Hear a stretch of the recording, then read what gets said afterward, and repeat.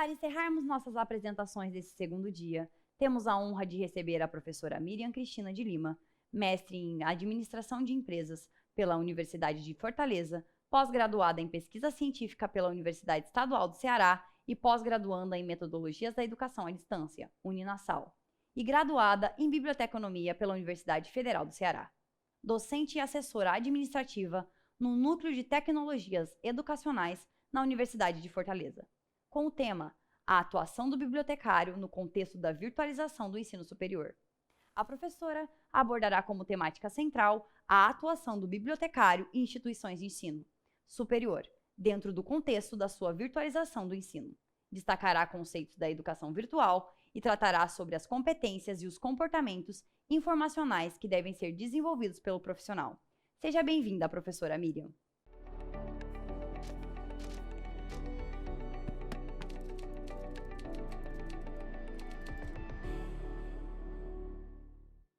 Olá, sejam bem-vindos ao primeiro Seminário Brasileiro Virtual de Biblioteconomia. Eu me chamo Miriam Cris. Sou mestre em Administração, graduada em Biblioteconomia e especialista em Pesquisa Científica e Metodologias da Educação à Distância. Atuo também como avaliadora do MEC para cursos presenciais. E vamos conversar um pouquinho hoje sobre a atuação do bibliotecário dentro do contexto da virtualização do ensino superior.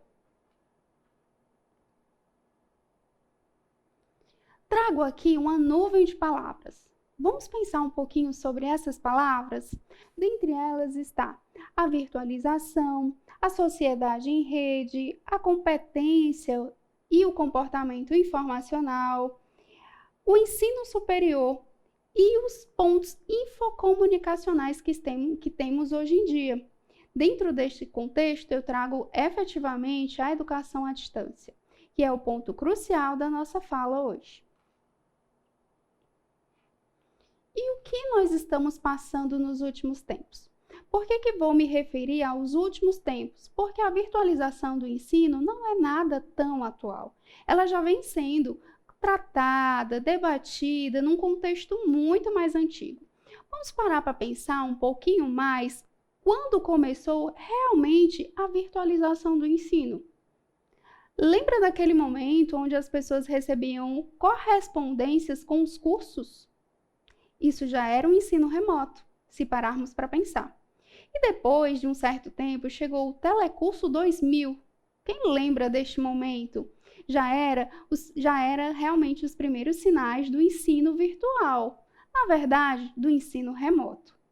Desde então, nós fomos absorvidos pelas novas tecnologias e até que chegamos, por exemplo, à internet, que abriu um leque muito maior de possibilidades para essa integração da educação com a tecnologia. Por exemplo, destruindo, as barreiras geográficas que temos. Hoje, um aluno ele pode estudar em uma instituição aqui de Fortaleza, mas morar, por exemplo, no norte do país, ou no sul do país, ou, quem sabe, até em outro país. Na verdade, a internacionalização ficou muito mais fácil com a virtualização do ensino. E aí nós temos alguns pontos. Trago aqui uma citação. Por isso, torna-se pertinente compreender que o processo de virtualização pode ser utilizado também como um aporte pedagógico para uma educação emancipadora, autônoma, crítica, colaborativa e cooperativa. Os alunos da educação à distância, eles devem ter, sim, autonomia na sua aprendizagem, porque eles é que controlam o tempo de cada disciplina.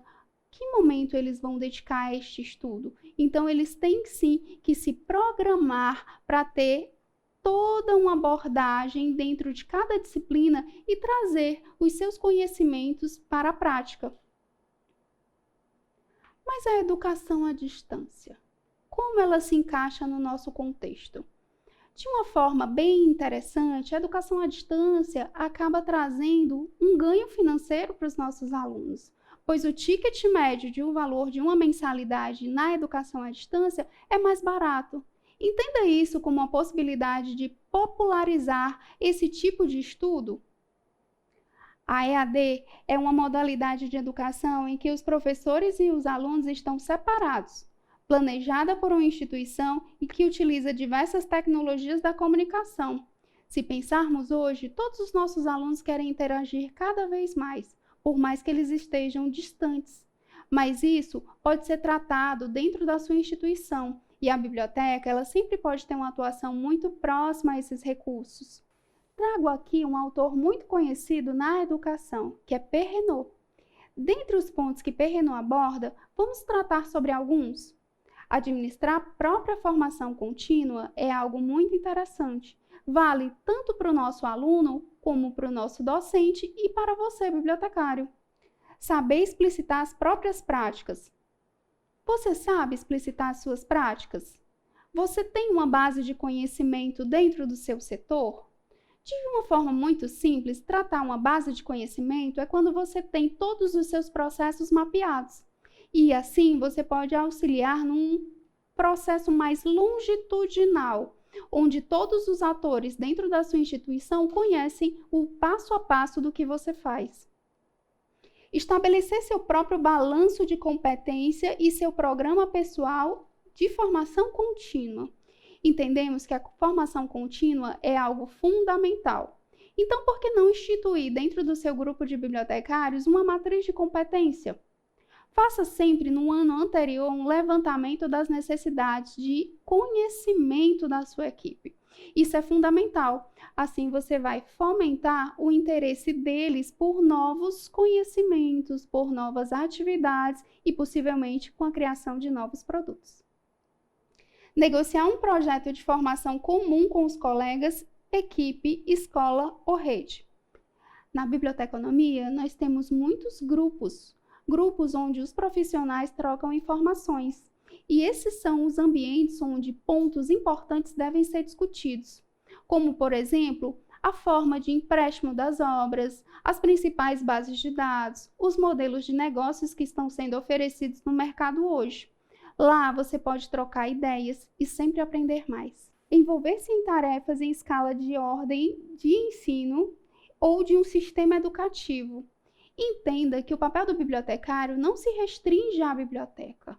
Ele, na verdade, deve ser o ponto focal de vários atores dentro da sua instituição, pois a biblioteca é o ambiente que agrega. Entenda que você pode estar envolvido dentro, por exemplo, do projeto pedagógico do curso. Quando você faz os levantamentos da bibliografia, como estamos falando, por exemplo, da educação à distância, pense nos livros periódicos científicos, todos no formato digital.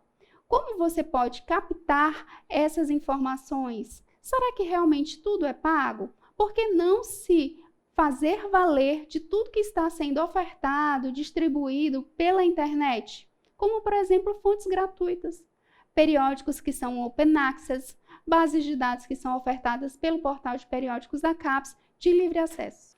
Acolher a formação dos colegas e participar delas. Entendemos que a prática unida com a teoria é o mundo ideal. Então, se você já tem a formação na área, por que não passar sua experiência para os seus colegas? Isso vai ser de fundamental importância para eles. Vamos entender também que o contexto maior é o bom andamento das atividades da biblioteca. Ser agente do sistema de formação contínua. Devo sim atuar de forma intensa dentro do contexto, mas aí pergunto, os professores, eles precisam também de formação? Falamos muito dos alunos por muitas vezes, mas a intenção é encantar inicialmente o docente, pois o docente é um agente transformador em sala de aula, seja ela presencial ou virtual.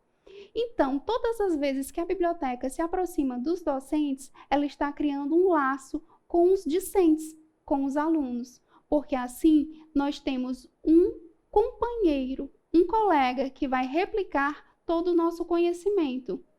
Trago um exemplo muito simples e prático: treinamentos e capacitações. Em algumas instituições, esse tipo de atividade ofertada pela biblioteca já entra no cronograma da disciplina. Pensem na importância. Todos os alunos que passarem pela disciplina vão conhecer um pouquinho da atuação da biblioteca e entender o quanto ela é importante. Mas para fazer tudo isso, o que temos que ter? Um comportamento informacional. Vamos entender mais sobre o comportamento informacional e também sobre a competência informacional. Eles estão diretamente ligados, mas não são totalmente iguais. O comportamento informacional é quando eu já me predisponho a fazer algo diferente.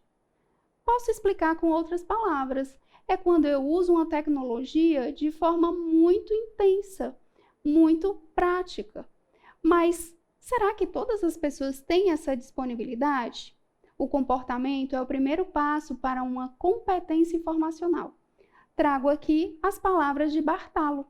O processo de criação de conhecimento requer um indivíduo autônomo na busca da informação e consciente de que também deve agir com independência para identificar o que sabe, as lacunas de conhecimento que enfrenta e, principalmente, onde e como encontrar informação que lhe seja contributiva. Entendo o comportamento de uma forma muito prática quando estou perdida na rua. A partir do momento que eu tenho um comportamento informacional, eu imediatamente pego o meu smartphone e vou acessar um map. Então, este é um comportamento relacionado às tecnologias. E o nosso aluno, como é que ele pode ter um comportamento informacional? É quando, por exemplo, ele está fazendo um determinado trabalho e já vai buscar as fontes confiáveis, fontes que estão relacionadas aos seus conteúdos disponibilizados pela biblioteca. O que eu posso falar mais sobre comportamento? Ele com certeza é a base da competência informacional. Vamos entender o que é competência informacional? Depois do comportamento já atribuído, que você começa a se desenvolver, você se depara com alguns vilões. Na verdade, dentre os vilões está a TV, a internet, um telefonema, um cochilo, um SMS, um videogame. Isso está relacionado ao nosso processo de procrastinação. Por isso trago essa tabela, para que você entenda que todos esses itens eles podem tirar o seu foco, mas o que você deve buscar efetivamente é a competência informacional. Definindo competência, ser competente em informação significa desenvolver um conjunto de habilidades para o uso eficiente dos recursos informacionais, o aprendizado ao longo da vida e o pensamento crítico. Mas vamos falar sobre eficiência e eficácia. Os dois pontos são muito trabalhados dentro da competência informacional. Entenda que, se você é competente informacional, você está diretamente ligado a um ponto muito específico, que é ser autodidata. O que nós chamamos de self-learning. É quando você aprende a aprender. Se você tem esse desenvolvimento, será muito mais fácil passar todo esse know-how para a sua comunidade acadêmica, docentes e discentes. Não estamos dizendo que é fácil você sentar, por exemplo, e visualizar uma nova ferramenta e imediatamente conhecê-la, ou então imediatamente usá-la de uma forma muito natural. Mas o fato de que você se dedique àquele conteúdo, utilize aquela interface, vai cada vez mais trazer propriedade para a sua atividade, para o seu conhecimento. Falando ainda sobre competência informacional, nós temos alguns pontos. Por exemplo, saber pesquisar, saber descobrir novas fontes, saber utilizar informações de forma qualitativa e quantitativa. Todos esses são pontos importantes dentro do contexto da competência informacional, que, para Santos e Toffo, deve ser definida como o desempenho de todos os papéis. O bibliotecário precisa desenvolver competências. Os profissionais precisam se conscientizar da importância e da necessidade de estarem sempre atualizando e ampliando suas competências no desenvolvimento de suas atividades, proporcionando assim um aprendizado para o longo da vida. Entenda que todo esse processo faz parte de uma educação contínua e quando nós saímos da graduação, aquele não é o fim. Aquele momento é só o começo. Devemos estudar, pensar em especializações, pensar em mestrado, pensar em doutorado, sempre buscando as melhorias. O ambiente da biblioteca ele é muito interessante e traz práticas diárias, mas o conhecimento ele pode ser agregado também com outras formações no nível superior. Entenda que o bibliotecário ele é um agente atuante dentro da sua instituição e que você pode realmente fazer a diferença com tudo isso. Trago aqui 4 pontos debatidos no encontro de diretores de escolas de biblioteconomia e ciência da informação, que aconteceu, numa junção do Mercosul, de países que fazem parte do Mercosul. Dentre as competências, tratadas, falamos sobre comunicação e expressão. Você se comunica em sua instituição? Ou você sempre está relacionando as suas atividades ao ambiente físico? Hoje, com certeza, nós devemos ultrapassar as barreiras da biblioteca física, interagindo dentro de reuniões, dentro dos cursos, dentro dos centros, de forma muito mais intensa. Assim, a biblioteca ganha uma visibilidade bem mais interessante. Técnicas científicas. Sabe aquele momento onde você pode contribuir, por exemplo, nos encontros científicos, onde você pode ajudar dentro da sua instituição a fomentar as revistas que são publicadas por ela? Pensa um pouquinho em Creative Commons, pensa um pouquinho em OrchID, pensa um pouquinho em como você pode sempre agregar novos conhecimentos para os docentes e para os editores científicos da sua instituição. Gerência. Temos uma gerência? A biblioteca, na verdade, pode ser vista como uma unidade de negócio, entendendo que lá é um conjunto de atividades e de serviços. Hoje, a biblioteca se baseia prioritariamente em serviços. Analisa um pouco quais são os serviços que a sua biblioteca oferece. E temos que ter sempre uma política social de que todos os atores devem ser presentes, participantes no processo, desde a construção de um curso até o reconhecimento do mesmo dentro da sua instituição. Tudo está acontecendo. E como eu vou me posicionar? Você tem uma série de ações, uma série de atividades que podem ser feitas dentro da sua instituição. Claro, com o apoio de toda a equipe, porque isso é fundamental.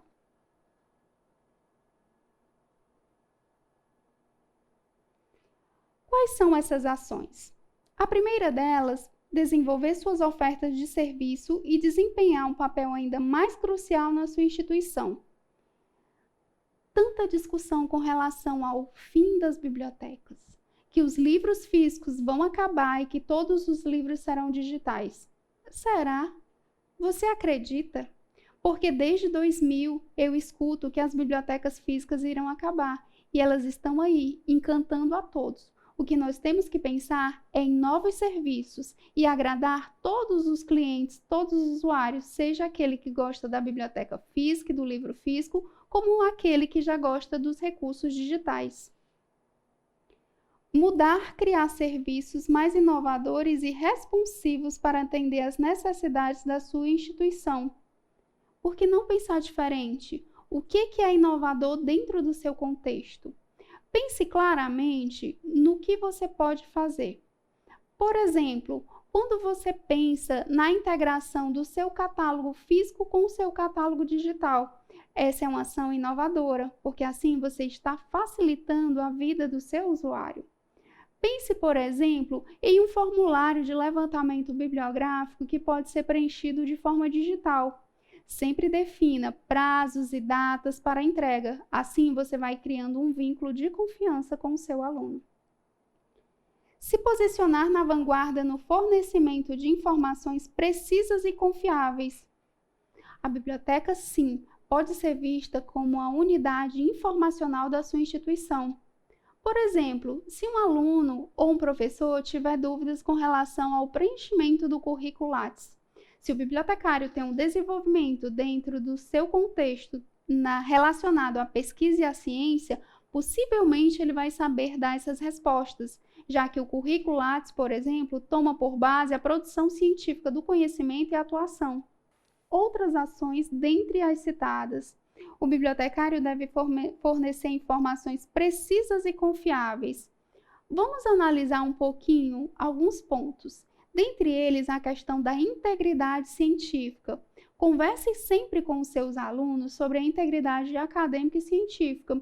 E para isso, se utilize, por exemplo, de treinamentos relacionados a software anti-plágio. Porque por muitas vezes os alunos da nossa instituição, eles erram não por má fé, mas pela falta de informação com relação ao conteúdo. Por que não montar uma cartilha? Uma cartilha que fale, por exemplo, sobre os direitos autorais, porque os direitos autorais eles estão sempre interligados, por exemplo, com as normas técnicas, a ABNT, a APA e Vancouver. Se eu tenho conhecimento sobre as normas técnicas, possivelmente eu vou fazer um bom uso da informação científica.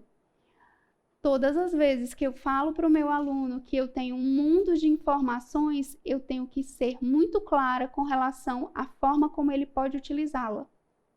Por exemplo, falando ainda sobre fontes confiáveis, você entenda que nem toda fonte que está na internet é confiável.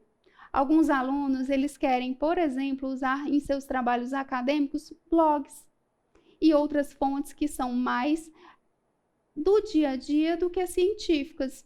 Então, cabe ao bibliotecário mostrar o melhor caminho para o seu aluno. Deve educar os seus usuários sobre como identificar notícias falsas. Passamos por um processo muito intenso nos últimos anos de fake news. Devido ao crescimento exponencial da ciência, percebemos que as informações elas têm uma fluidez muito maior. E algo que começa bem pequeno acaba tomando proporções enormes. As fake news elas trazem desinformação. Mas além das fake news, eu posso falar também sobre as fake science. Percebe que nos últimos anos, alguns artigos científicos estão sendo construídos de forma muito errada. Por exemplo, com o nome de autores que não participaram daquele processo, com informações e pesquisas científicas que não são verídicas. Então, nós devemos sempre buscar apresentar para os nossos alunos os melhores conteúdos. E como fazemos isso? Mostrando as bases de dados, fazendo uma curadoria digital. Deve buscar integrar seus conteúdos dentro do ambiente virtual de aprendizagem. Não vamos nos deter aos nomes dos ambientes virtuais de aprendizagem que estão sendo disponibilizados hoje no mercado, mas vamos tratar sobre, por exemplo, como integrar as nossas bibliotecas dentro desses ambientes. Bibliotecários devem atuar de forma muito consciente e parceira com os núcleos de tecnologias educacionais e com a TI das suas instituições.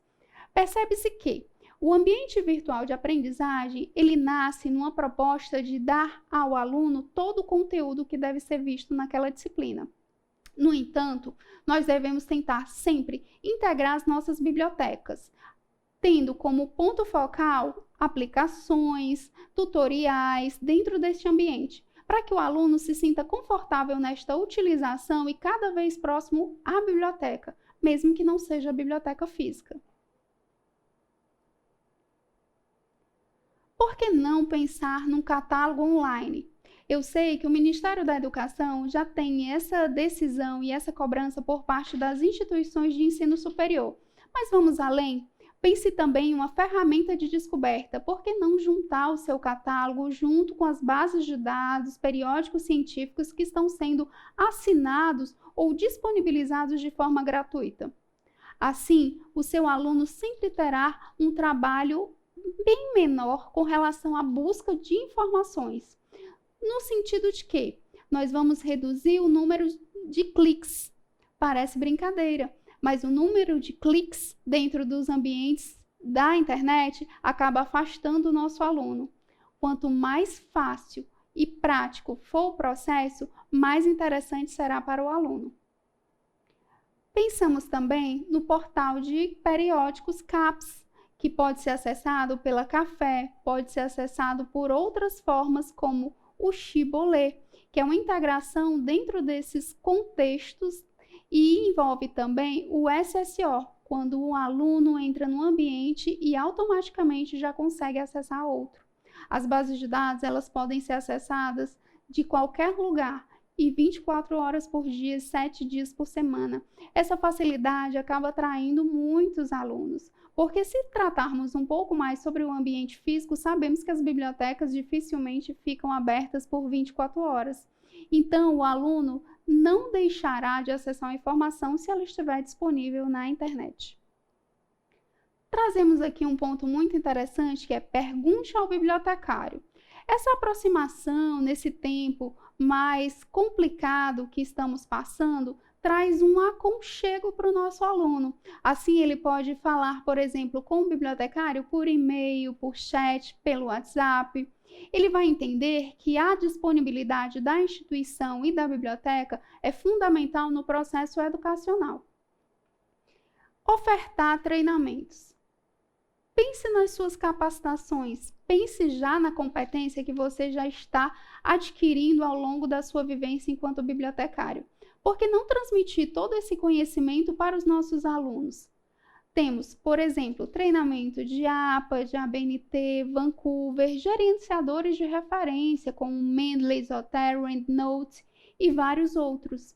Assim, o aluno vai entender que todas essas ferramentas fazem parte do know-how da biblioteca, entendendo que lá ele sempre vai encontrar apoio da pesquisa e da ciência e do ensino. Elaboração de tutoriais e manuais. Pense num canal no YouTube.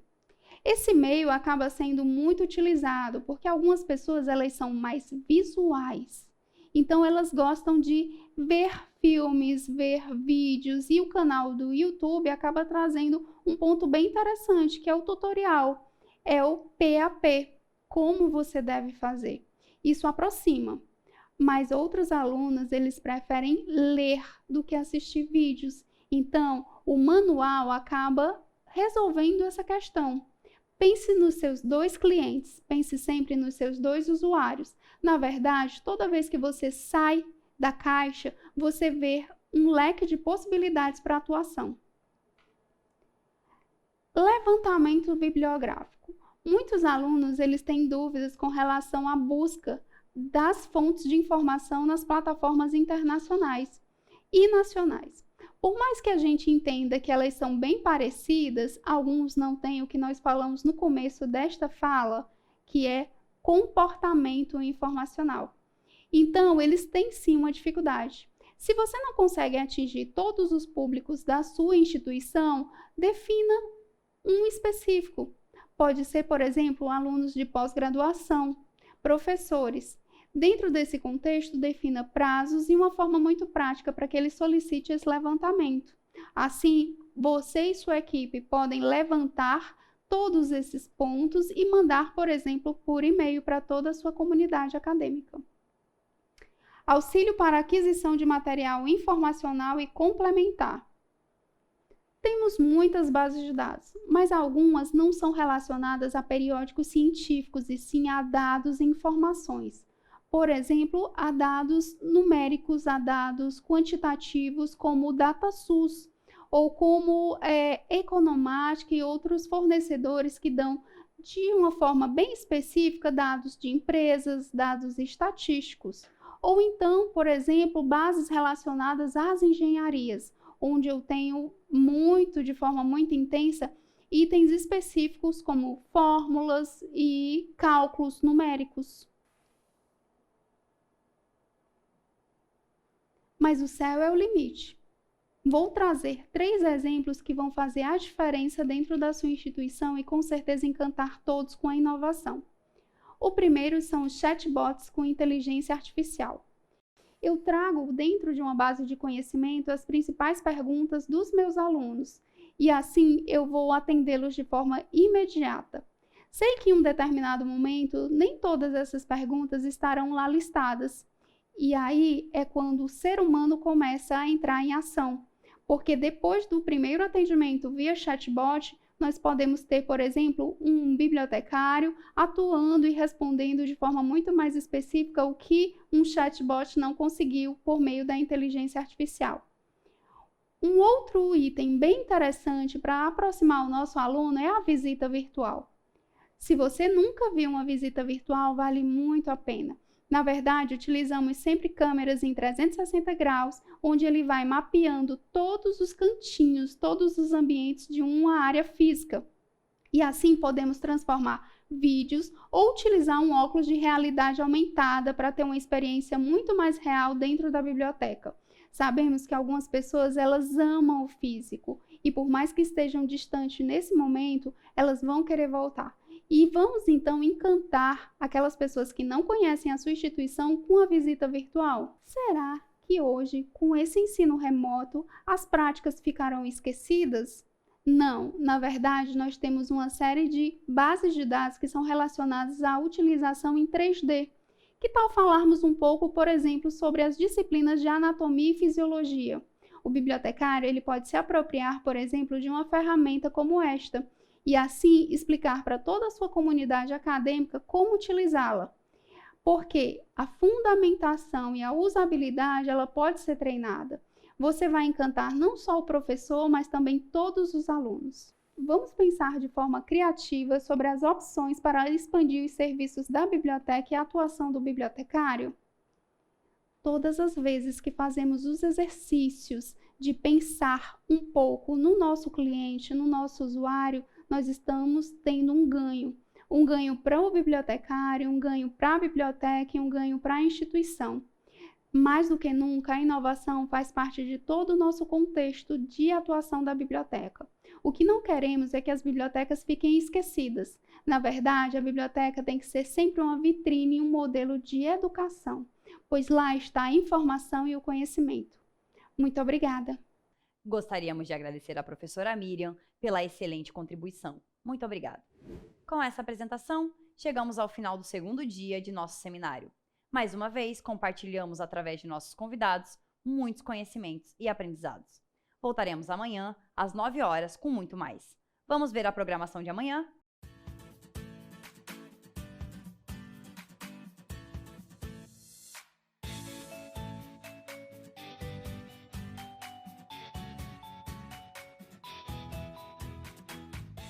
Espero vocês. Até lá!